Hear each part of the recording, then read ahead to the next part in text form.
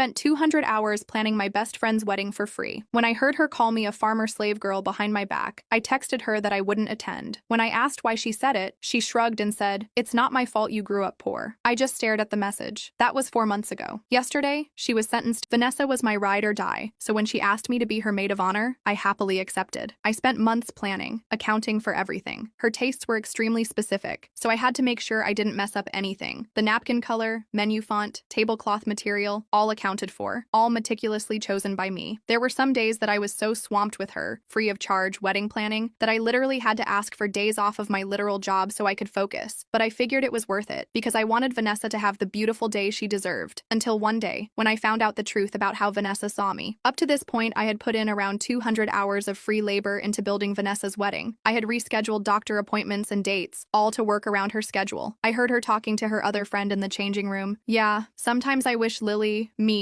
wasn't so low class. I mean, it's just embarrassing being seen with her. But at least when people see her working for me, they assume she's just an underpaid worker, which is an upgrade from the farmer slave girl vibe she's always giving off. A sudden rush of emotion pressed against my eyelids. I felt my knees buckle, and I had to resist the urge to break down. She knew me being poorer was my biggest insecurity. She knew how much I had worked to get where I am today. I could have canceled all of the wedding plans. I could have let her wedding day become one big, large-scale prank. I could have thrown thousands of her dollars down the drain, but I didn't do any of that. Instead, I continued to plan her wedding, because I still believed that beneath it all, Vanessa was a good person. I did decide on one thing, though. I would not be attending the wedding. I texted her the day before, letting her know of my absence and what I had heard her say about me. I clarified that there was no bad blood, but I just didn't think someone with any negative emotions should even be there when she gets married. She didn't reply. And the day after her wedding, I blocked her number, because I knew she had taken advantage of me and never wanted to talk to her again, TBH. I didn't hear from her again until her Instagram post came up on my feed 3 days later. It was one of those slideshow posts, and each photo was a photo from the intricately planned wedding she had. So lucky to have had time to plan all this all by myself. It was hard, but nothing good worth having is ever easy, was the caption. In the comments, her friends were all praising her, offering 4 or even 5 figures for Vanessa to plan their wedding, money that could have been mine. But it was obvious the post was to get a reaction from me, so instead, I just blocked her on everything. Goodbye, Vanessa. Fast forward 3 months, and I was living my life without her. And I assumed Vanessa was too. Boy, was I wrong. I was pulling out of my driveway on the way to work when I noticed my brakes felt mushy. Luckily, I had just gotten in a car crash a few years back, so I was ultra paranoid of this kind of thing. So as soon as I noticed, I got the car to stop and called a mechanic. What he told me broke my heart. Someone had tampered with my brakes, and there was only one person who had my spare car key, Vanessa. Usually, I'm not the type of woman to get angry, but I'm never the type of woman to get walked all over. So when I realized what Vanessa had done, I was ready to ruin her. And